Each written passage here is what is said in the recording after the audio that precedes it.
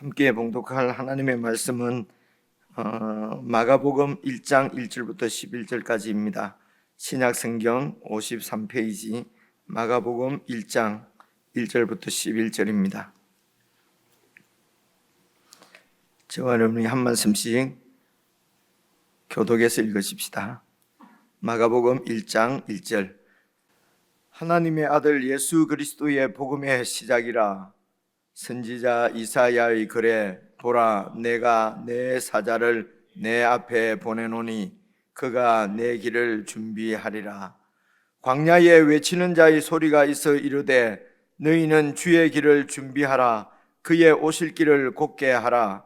기록된 것과 같이 세례 요한이 광야에 이르러 죄 사함을 받게 하는 회개의 세례를 전파하니 온 유대 지방과 예루살렘 사람이 다 나아가 자기 죄를 자복하고 요단강에서 그에게 세례를 받더라.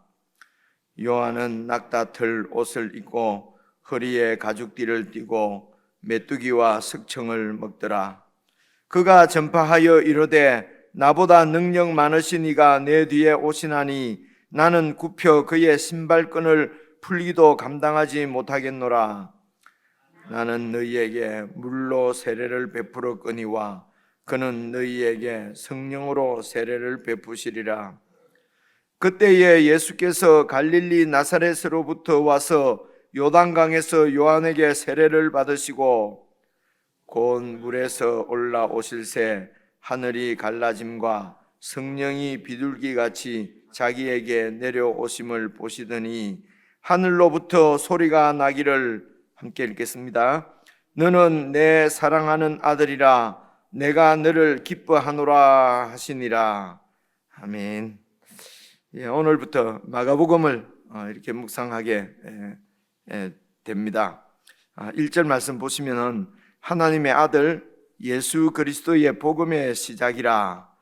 그래서 우리가 자주 사용하고 또 이렇게 친근하고 익숙한 이 단어들이, 이 말씀들이 1절로 이르는 가득 채워져 있습니다. 하나님의 아들, 그리고 예수 그리스도, 그리고 복음, 이런 말씀들은 우리가 다 잘 알고 있는 말씀인데 이제 의미를 이 말씀 가운데서 이번 기회에 딱 이렇게 정리를 해두시면은 이렇게 성경 전체를 이해하고 말씀을 따라가는데 상당히 이렇게 효과적이 될 것이라고, 그래서 참으로 말씀이 능력이 될 것이라고 생각을 합니다. 그래서 어려운 무슨 신학적인 이런 해설이나 이런 것보다도요, 이 말씀을 우리가 다 알고 있는 말씀들입니다. 잘 이렇게 살펴보시면은 우선 예수 그리스도의 복음의 시작이다 이렇게 말씀하지 않습니까?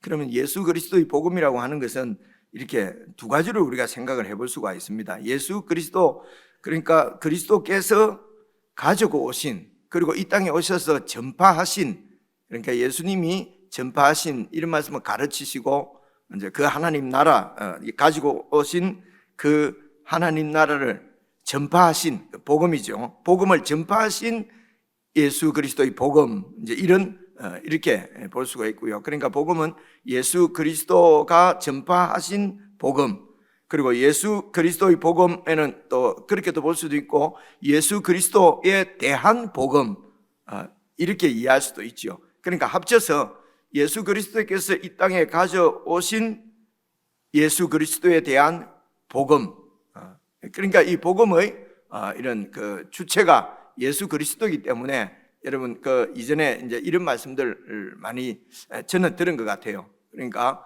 복음은 예수 그리스도다, 이제 이런 말씀을 설교할 때도 많이 듣고요. 그리고 성경 전체에서 예수 그리스도가 설교되지 않으면은 그거는 복음적 설교가 아니다, 뭐 이런 얘기도 듣고, 저희들이 설교자로 훈련받고 이럴 때 이제 이런 말씀들이 뭐 또 이렇게 빛이 되기도 하면서도 한편으로는 좀 이렇게 압박감으로 다가오고 막 그렇게 했습니다. 그런데 오늘 제가 말씀을 드리고자 하는 것은 복음은 예수 그리스도가 맞습니다. 그런데 이런 예수 그리스도가 복음이다, 이런 진술도 중요하지만 그 진술보다도 더 중요한 것은 그게 무슨 의미를 갖고 있는가를 알아야 예수 그리스도가 복음이다, 복음이다, 예수 그리스도다 이렇게 우리가 진술하고 선포하고 있는데도 물론 의미가 있겠지요. 근데 그게 도대체 무슨 얘기냐는 것입니다. 그러니까 예수 그리스도가 복음이니까 그걸 우리가 어떻게 해야 되고 어떻게 믿어야 되고 어떻게 살아야 되는가, 여기까지 우리가 생각하지 않으면은 그냥 예수가 복음이다 라고 말해놓고 우리가 살기는 복음하고는 전혀 관계없이 그렇게 생각하고 살고 그렇게 될 그런 확률도 많이 있지 않습니까? 그래서 이제 좀 자세하게 내용을 이해하는 것이 이제 중요하다, 이런 말씀을 이제 드리는 것입니다. 아시는 대로 예수는 다윗의 후손으로 다윗의 자손인 사람으로 태어나신 그분의 이름이 예수고요. 그리고 이제 그리스도는 이 예수가 이 땅에 오셔서 그러니까 이런 이제 해야 될 직무라고 그럴까요? 신분이죠. 신분, 직무. 그래서 그리스도는 이름이라기보다는 그 예수님의 어떤 일을 하시는가 하시는 데 대한 직책이라고 그래야 되나요? 뭐라고 그래야 되죠? 이제 그런 하신 일이 이제 그리스도는 그 일에 대한 직위에 대한 말씀입니다. 그래서 그리스도라는 말씀은 여러분 잘 아시는 대로 히브리 말로는 메시아라고 그래요. 메시아. 메시아는 또 우리가 아는 대로 기름 부음을 받은 자다, 이런 말씀을 많이 듣지 않습니까? 그리고 이제 구약 시대 때는 이렇게 하나님께서 당신의 일을 위해서 이 땅에 이제 사람을 세우실 때, 그러니까 하나님의 종입니다. 하나님의 일을 이렇게 대행하도록 하나님으로부터 이렇게 세움을 받을 때에, 그러니까 하나님의 종으로 세워질 때에 이렇게 기름을 부었어요.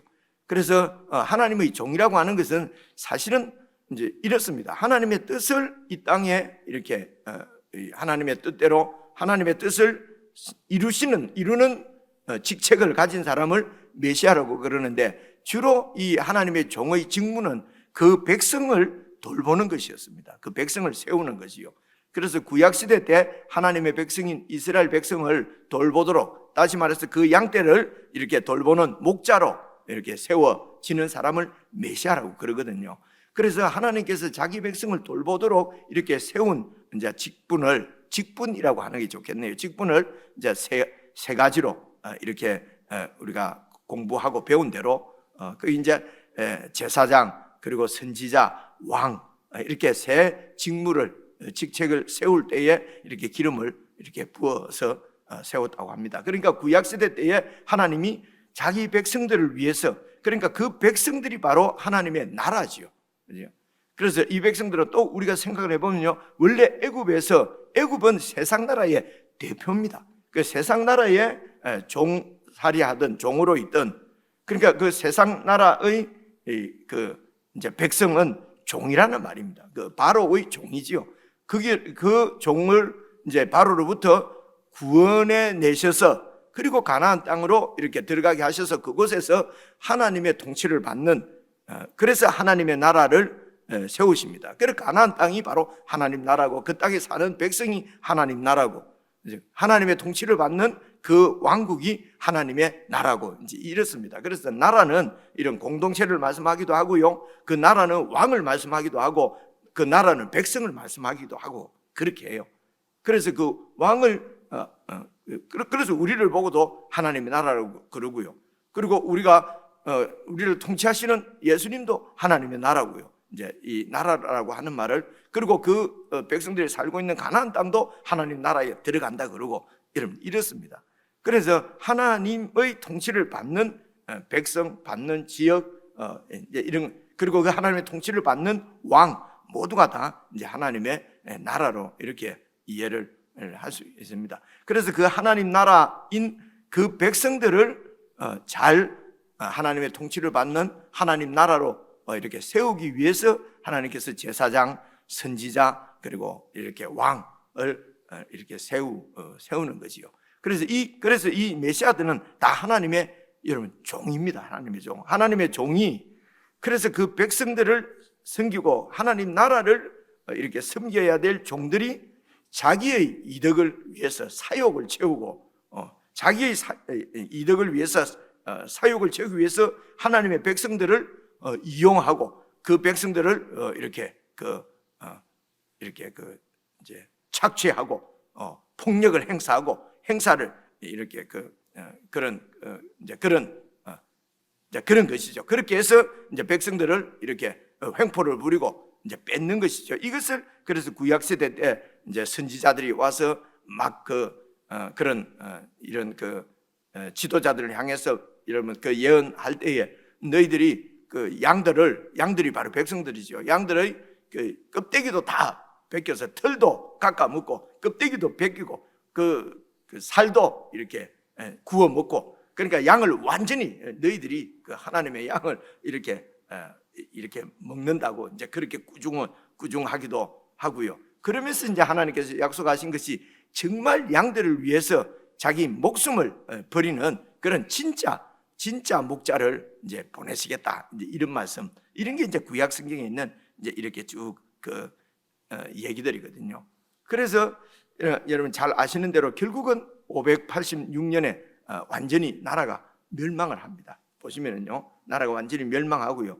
그리고 여러분 586년이라고 여러 번 말씀드렸잖아요. 그래서 이제 중간에 다 여러분 이야기를 생략하고 성전이 무너졌는데 그 성전이 다시 세워졌을 때가 516년입니다. 이 딱 70년이지요. 세워진 게 역사적으로 그 연도예요. 그래서 BC 516년에 여러분 나라가 다시, 성전이 다시 세워지니까 가나안 땅에 다시 하나님 나라가 세워졌지 않습니까? 이게 이제 그때서 다시 세워진 성전을 스룹바벨 성전이라고 그래요. 그래서 516년에 여러분 나라가 세워졌는데 불과 100년입니다. 불과 100년 지나서, 그러니까 100년 지나면 416년, 420년 정도 경이죠, 그죠? 이때에 활동한 선지자가 말락입니다. 이런 그 구약 성경의 제일 마지막 선지자 말락이 있지 않습니까? 그래 말라기서를 보시면은 여러분 딱 생각나는 것이 무엇입니까? 한 두 가지 정도가 저는 떠오르는데요. 11조를 해봐라. 그러면 네 창고가 넘치도록 하나님이 부어주신다. 그래서 11조만 하면은 하나님이 막 몇 배로 채워주신다. 우리가 이렇게 이해하는 그 말라기 3장 8절 이런 말씀도요. 그래서 다시 성전이 세워졌으면은 그곳에서 제사장들이 제사를 드리고 레위 자손들이 이렇게 백성들이 제사를 드리고, 그리고 그 제사장과 레위인들은 백성들이 율법에 순종해서 드리는 11조를 가지고 먹고 살고 해야 되는데 백성들이 하나님 앞에 이렇게 제물을 바치지 않고 제사를 드리지 않고 이제 이렇게 된 것입니다. 그러니까 제사장들이 이렇게 제사를 드리지 못하고 생활 전선으로 나가게 되고, 이렇게 해서 결국은 또 다시 세워진 586년에 무너져서 516년에 다시 세워진 성전이 또 성전은 세워져 있지만 황폐해져 버렸다는 것입니다. 그렇죠. 그러니까 이제 하나님이 11조 하라, 복 준다 이런 말씀이 아니고요. 이거는 정말 어떻게 이렇게 그러니까 그는 11조를 한번 정말 해봐라. 하나님이 복을 주나 안 주나. 완전히 무너진 성전을, 형태는 있지만 건물은 세워져 있지만 성전이 완전히 무너진 것과 진배 없는 그런 그 이스라엘의 타락이죠. 그리고 또 한 말씀 생각나는 것은 이런 재물을 가지고 올 때 이렇게 저는 것, 눈먼 것, 이런 그 재물을, 희생 재물을 내 앞에 가지고 오느냐? 네가 이런 재물을 너희 총독, 그러니까 총독은 그 당시에도 이렇게 그 강대국의 지배를 받고 있었거든요. 여전히 그렇게 이제 페르시아의 지배를 받고 있었고요. 좀 있다가는 이제 헬라의 지배를 받게 되고요. 헬라가 멸망하고 로마의 지배를, 예수님이 오셨을 때는 로마의 지배를 받고 있을 때예요. 그래서 이렇게 독립된 어떤 자치 활동은 하고 있었지만은 나라는 이름은 식민지였어요. 그 강대국의 식민지였기 때문에 총독들이 다 나와 있었단 말입니다. 그러니까 총독은 세상 왕입니다. 네가 이런 재물을, 이런 선물을 세상 왕에게 가져다 줘봐라. 그러면 그 총독이 선물을 받겠느냐? 그죠? 그리고 너희들이 총독에게 선물할 때 이런 선물을, 이런 눈 멀고 이렇게 다리 절고 이런 선물을 이렇게 하겠느냐? 그런데 이런 재물을 나에게 가져온다는 거죠. 그러니까 백성들이 하나님을 완전히 무시하는 것이죠. 또 이렇게 타락을 해버린 것입니다. 그래서 여러분 BC 400년입니다. 400년 그때부터 하나님의 계시가 끊어진 것입니다. 그래서 하나님의 백성들이 하나님의 계시도 없고 성전은 있는데 그곳에서 자기들이 예배도 드리지 않고 마음으로 그리고 계시도 끊어지고, 그래서 거기에서 경건한 유대인들, 경건한 하나님의 백성들은 선지자들이 약속한 다윗의 후손으로 오시는, 다윗은 이제 그 나라의 다윗 왕국의 왕이거든요. 그 왕조가 멸망한 거거든요. 그래서 그 다윗의 후손으로 오시는 이제 메시아. 그래서 이 예수님 당시에 유대인들이 기다리고 있는 메시아, 그러면은 물론 메시아가 왕, 제사장, 선지자 이런 세 직분을 다 이렇게 메시아라고 하지만은 이 세 직분을 완전히 다 완전하게 행하시는 이제 예수님이 그러니까 왕으로 오시고, 그리고 참 제사장으로 오셔서 백성들을 위해서 제사를 드리시고, 당신 자신이 제물이 되셔서 완전한 제사를 드리신 제사장이시죠. 그리고 하나님의 뜻을 전하는 완전한 하나님의 말씀으로, 그래서 요한복음에서는 이제 이 태초에 말씀이 계시니라, 말씀이 육신이 되어 오신 분이 예수님이다. 이건 참된 선지자를 얘기하는 것이에요. 그래서 이 참된 선지자, 참된 제사장, 참된 왕으로 오신 분이 그분인데, 유대인들이 예수님 당시에 기다리고 있던 메시아는 왕이었어요. 왕. 그래서 메시아 그러면은 이 신약 시대 때는 왕을 이야기합니다. 일반적으로. 그래서 그 당시 예수님 당시에 기다리고 있던 그리스도, 메시아, 곧 이 왕이죠. 그래, 하나님의 왕으로 오신 분이 예수님이라는 것입니다. 그래서 다윗의 후손으로, 그래서 이 다윗 왕국을 다시 회복시킬 왕으로 오신 분이 예수님이라는 것입니다. 그래서 예수 그리스도를 제가 설명하느라고 오랫동안 말씀을 드렸는데요, 모르는 내용이 아니고 여러분 다 알고 있는 내용을 다 이렇게 정리를 제가 이렇게 한번 해본 것입니다. 그래서 예수 그리스도, 예수가 왕이라는 것입니다. 이게 복음입니다. 근데 왕으로 오셨는데, 다윗의 후손으로 왕이 오셨는데, 그래서 이 그리스도는 하나님이 보내시는 하나님의 종이거든요. 그래서 이 구약의 이스라엘도 하나님이 종을 보내서 하나님의 나라를 세우시는 것입니다. 그래서 이제 왕을 잃어버리고 400년 동안 왕이 없은 거죠. 나라가 없어진 거죠. 그러니까 나라가 없이 살고 있는 이제 이런 유대 백성들을 잘 생각을 해보십시오. 대부분의 유대 백성들은 왕이 없어서 나라가 없어져도 별로 관계가 없어요. 왜냐하면 그 당시에 복음은 로마 황제였어요. 그 로마 시대 때, 그때는요, 이제 이 로마의 황제가 세워지면은 여기도 이제 왕조가 자꾸 바뀌거든요. 힘센 사람이 왕이 된단 말입니다. 칼로 왕이 되는 나라가 세상 나라거든요. 그래서 새 왕이 세워지면은 이것을 이제 복음이라고 그랬어요. 뉴 안겔리온이라고 하면서, 그 원래는 마라톤 할 때 뭐 나온 얘기를 하는데, 로마 시대 그때는요, 왕이 이제 딱 대관식을 하고 왕으로 딱 세워지면은 로마가 전 세계지요. 전 세계의 복음은 우리 이 제국의 황제가 세워지는 것. 이제 이때에 이게 복음이라고, 세상의 복음이라고 그랬어요. 그죠? 그리고 황제가 다른 나라를 점령하고 전쟁에서 승리하고, 그러니까 개선 왕으로 이렇게 이제 이 로마로 입성할 때, 그때 이것이 온 제국에 있는 백성들의 복음이었어요. 또는 이 황제가 아들을 낳았다. 그러니까 그 계승자, 그죠? 우리 조선시대 이럴 때 나라 왕 보면 이 후계자를 정하는 것이 제일 중요하잖아요. 그래서 8살, 9살 먹는 애가 왕이 되고, 그럼 그 엄마가 돼서 섭정을 하고 이런 얘기 많이 듣지 않습니까? 그래서 황제가 아들을 낳았다 이러면 이게 제국의 복음이에요. 그죠? 그래서 유대인들 중에서도 하나님 나라에 대한 소망은 잃어버리고, 그죠? 소위 하나님 나라에 대한 비전은 없고 세상 나라의 복음으로 그렇게 그냥 살아가는 많은 사람들도 있었고요.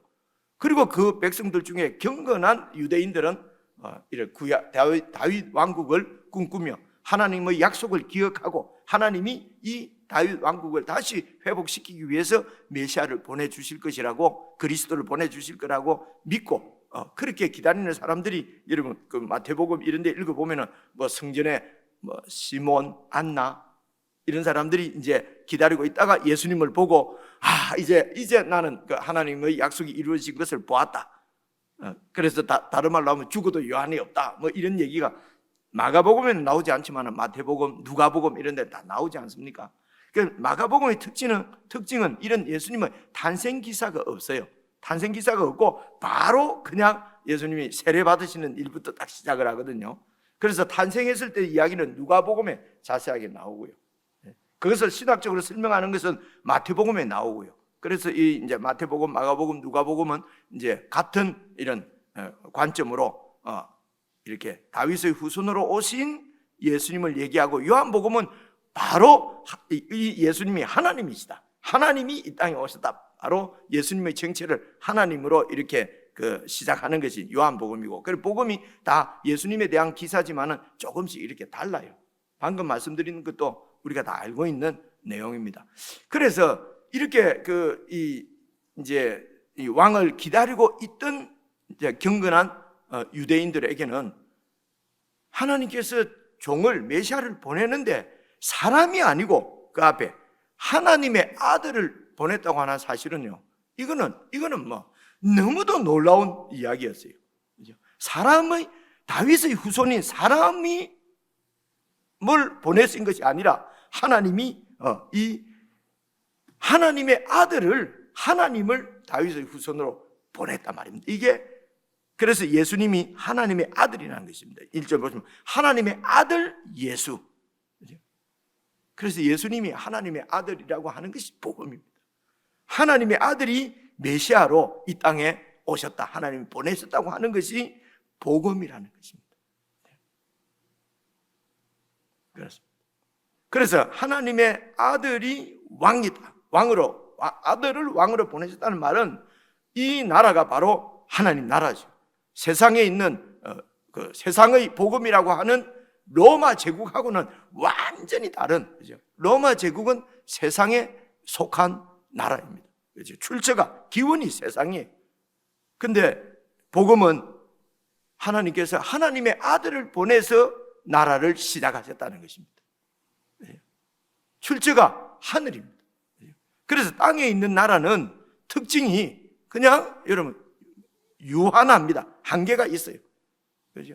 로마가 아무리 세계를 지배한다고 해도, 온 세상을 다 지배해도 땅밖에 지배를 못하는 것입니다. 바다는 지배하지 못하고요, 바다 속도 지배 못하고, 땅 속도 못하고, 죽은 사람도 뭔 지배를 할 수가 없는 거죠.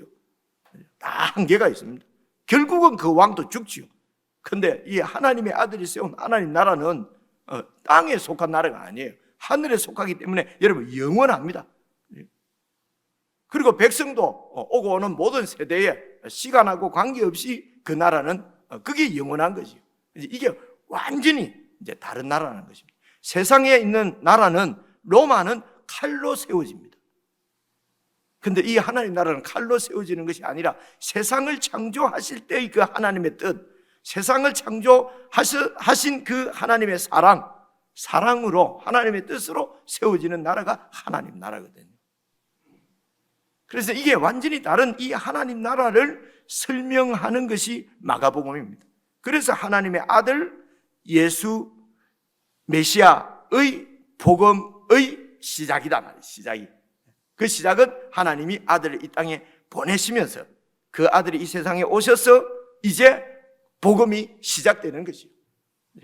그리고 그 복음은 바로 하나님의 아들이 메시아, 왕으로서 통치하시는 나라를 시작하신 것이 온 세상의 복음이고 나와 여러분의 복음이라는 얘기입니다. 그래서 이 복음을 이제 설명하는 것이 2절입니다. 보시면요, 선지자 이사야의 글에, 구약 성경이죠, 40장에 나오는 말씀인데요, 보라 내가 내 사자를 네 앞에 보내노니 그가 네 길을 준비하리라. 그래서 이 메시아가 이제 오시는데, 이 메시아가 오시는 길을 이제 예비하는, 그러니까 메시아가 오셔서 왕으로서 백성들을 통치할 수 있도록 백성들을 준비시키는 그런 준비시키는 자를 하나님이 왕 앞에 보내신다는 그런 말씀입니다. 원래 이사야서를 읽어보면 예수님에 대한 얘기는 아닙니다. 아닌데 이제 이까지 설명하면 너무 기니까요. 이제 여기에서는 예수님이 왕으로서 오시는 길을 이렇게 그 예비하는 사람을 하나님께서 또 보내시는데 그 사람이 지금 세례 요한이라는 얘기입니다.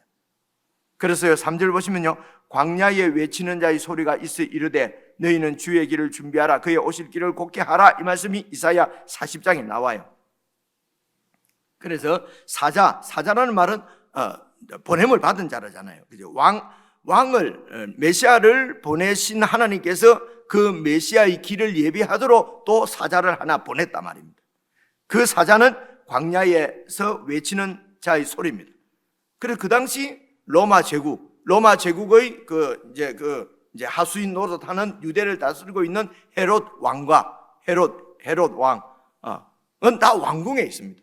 그래서 유대인들도 다 이 하나님 백성이었던 유대인들도, 유대인의 종교 지도자들도 다 이 왕궁을 중심으로 해서 그렇게 살고 있는 것입니다. 그렇죠? 그래서 하나님 나라의 지도자라고 하는 그 당시 바리새인들이나 뭐 이런 종교 지도자들도 다 왕궁하고 이렇게 결탁을 해서 왕궁으로부터 세상 왕을 섬기면서 거기서 자기들의 그런 이제 이 복을 누리는 거지요. 그렇죠? 그래서 높아지고 많이 이렇게 부를 축적하고 또 직위가 높아지면은 하나님의 복이라고 했던 것입니다. 그래서 하나님을 덜먹이지만은 그곳은 하나님 나라가 아니라 헤롯의 나라고 로마의 나라고 황제의 나라였습니다. 세상 제국이라는 것입니다. 그런데 정말 순수하고 이런 정직한 하나님 나라의 소리는 광야에서 울려 퍼졌다는 것입니다. 광야는 아무것도 없는 세상적으로 황량한 곳입니다. 그곳에 이런 정말 하나님의 나라가 이제 그런 세상적으로 아무것도 없는 볼볼로 없는 그곳에 세워진다는 것입니다. 그래서 광야에서 이제 외치는 이제 소리입니다. 그래서 주의 길을 준비하라, 그의 오실 길을 곧게 하라. 어떻게 준비합니까? 그래서 그 당시에는 이제 왕이 행차한다 그러면은 이제 왕 앞에 와서 막 이렇게 물러거라, 이렇게 물러거라, 왕이 행차하신다, 이렇게 해서 길을 이렇게 틔우는 사람이 있었단 말입니다. 이제 그런 얘기죠. 그리고 왕이 온다 그러면 지금도 막 길도 다 뜯어 고치고 옆에 이런 잡상인들이 있으면 그런 것도 다 치우고 페인트 칠하고 낡은 집은 막 이렇게 하지 않습니까? 그죠? 이제 그런 것입니다. 그래서 예수님이 왕으로 오시는 길을 이렇게 준비하는 것은요, 교만해서 높아진 마음은 완전히 무너뜨리고, 그래서 오랜 이런 열등감에 빠져서 하나님 나라에 대한 소망도 잃어버리고 그냥 이렇게 파여 있는 웅둥이는 메우고, 이런 말씀이 여러분 이사야에서 보면 나옵니다. 그래서 이게 그 길을 곧게 한다는 건요, 이런 하나님을 잃어버린 그 백성들의 마음을 메시아를 왕으로 받아들일 수 있도록 준비시키는 것입니다. 그게 물 세례를 주면서 회개시키는 사역이었어요. 그래서 4절 보시면요, 세례 요한이 광야에 이르러 죄 사함을 받게 하는 회개의 세례를 전파하니, 회개라는 말은 이거 잘못했으면 저거 잘못했으면 또 성냈습니다, 이런 게 아니고요. 회개는 이 하나님의 백성이 하나님을 등지고 돌아서서 세상 왕을 섬기고 세상에서 그들의 그 행복을 추구하고 나라를 추구하고 살고 있는 이 백성들의 마음을 하나님께로 돌이켜서, 그렇게 해서 하나님의 왕이 왔을 때에 그 통치에 순종하도록 회개시키는 것입니다. 이것이 이제 하나님을 버리고 내 중심적으로 내 어떤 이 욕망, 탐욕을 위해서 세상을 향하고 있는 이게 죄지요. 내가 왕이 되어서, 어제 우리 형제님이 설교한 대로 내가 왕이 되어서 이렇게 추구하는 모든 삶이 사실은 그게 죄입니다. 그걸 통해서 나타나는 거죠. 그래서 내 중심적으로 내 이익을 추구하다 보니까 군인은 권력을 가지고 백성들 것을 빼앗고, 힘 있는 자는 권력을 가지고 또 없는 사람들 걸 빼앗고, 이런 불의들을 막 저지른다. 이 모든 게 죄라는 거죠. 그래서 군인은 그렇게 하던 삶을 이렇게 버리려고 하면 이 내 탐욕을 내려놓지 않으면 아무리 윤리적으로 선하게 살아라 해도 못 살지요. 겉으로만 윤리적으로 깨끗한 척 하지만은 속은 여전히 위선자가 되어버린단 말입니다. 그래서 회개하는 것은 사실은 왕을 바꾸는 것입니다. 그렇죠? 내가 아니고, 그래서 왕을 바꾸려고 내가 죽어도 진짜 왕이 안 오시면은 왕을 의지해봐야 실망만 있는 것입니다. 세상 왕은 다 자기 중심적이기 때문에 그 로마 황제를 복음으로 믿고 따르면은요 결국은 실망합니다. 그래서 로마 왕을 복음으로 믿고 따르는 것은 그 가운데서 내 탐욕을 채우는 것입니다. 결국 죄지요. 그래서 이제 회개는 완전히 길을 이렇게 하나님을 등지고 나가는 길을 하나님을 향해서 돌이키는 것을 회개라고 그래요. 그죠? 그래서 이제 실질적으로는 내 중심적으로 행하던 윤리적인 나쁜 일들을 내려놓는 것입니다. 그래서 군인이 짓는 그런 불의한 죄, 판사가 짓는 불의한 죄, 그러니까 권력자가 짓는 불의한 죄, 일반 서민이 짓는 죄가 이렇게 경우는 다 이렇게 다른 형상으로 나타날지 모르지만은 결국은 한 가지라는 것입니다. 내가 왕이 되어서 내 중심적으로 그렇게 사는 삶을 돌이키는 것을 회개라고 하는 것이죠. 그래서 이 회개의 세례를 이제 전파하니 5절에 온 유대 지방과 예루살렘 사람이 다 이 세례 요한에게 나와서 자기 죄를 자복하고, 그래서 이 죄는 윤리적인 이런 죄일 수 있어요. 그렇죠? 그런 죄들을 자복하고, 그래서 그 죄를 이제 씻었다. 이제 왕이 오시면은 그 왕을 잘 영접하고 왕을 통치를 잘 받아라. 이런 뜻으로 이제 물 세례를 주는 것입니다. 그래서 세례는 그 죄를 씻는다라고 하는 이런 씻는 정도 씻는 것이요. 그 죄를 다 이렇게 씻어야 이제 왕이 왔을 때에 영접을 할 수가 있으니까요. 그래서 조금 더 내려가면은요, 시간이 갔지만은 여기까지 말씀을 드려야 이게 얘기가 될 것 같아서요. 그래서 읽어볼게요. 6절입니다. 요한은 낙타털 옷을 입고 허리에 가죽띠를 띠고 메뚜기와 석정을 먹었다는 것은 왕궁이 아니라 광야에 살고 있다는 거 하는 것을 나타내는 것입니다. 그래서 하나님 나라는 그런 세상 왕의 왕궁에 임하는 것이 아니라 광야에 지금 임했다는 것입니다. 그리고 7절 보시면요, 그가 전파하여 이르되 나보다 능력 많으신 이가 내 뒤에 오시나니, 메시아죠. 나는 굽혀서 그의 신발끈을 풀기도 감당. 신발끈 푸는 사람이 종입니다. 종보다도 못한 존재라는 것이 내 뒤에 오시는 그분이 진짜라는 것입니다. 그러면서 8절 나는 너희에게 물로 세례를 베풀었거니와, 물로 죄를 이렇게 씻어줬지만, 이제 이미지가 그렇습니다. 그는 내 뒤에 오시는 그분은 너희에게 성령으로 세례를 베푸시리라. 이 죄를 완전히 불태우시는 분이라는 것입니다. 뭐 성령 세례 충만 뜨겁게 이런 얘기가 아닙니다. 불은요, 나는 지금 물로 세례를 줘서 씻는 이미지지만은 그분은 오셔서 성령으로 완전히 불태워 버린다는 것입니다. 그 죄의 이것이 바로 죽여버리는, 심판하시는 것입니다. 그래서 우리 자신을 그 죄의 근원인 우리를 죽이는 사건이 여러분 십자가인데요. 그 십자가를 보여주시는 것이 이런 세례예요.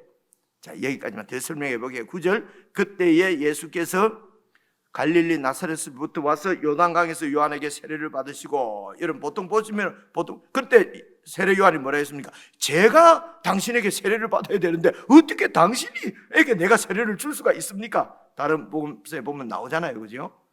그래서 앞에 세례 요한이 말하기를 내 뒤에 오시는 분이 내보다 훨씬 큰 분이다. 그러면은 큰 분이 세례 요한에게 세례를 줘야 되는데요. 그죠?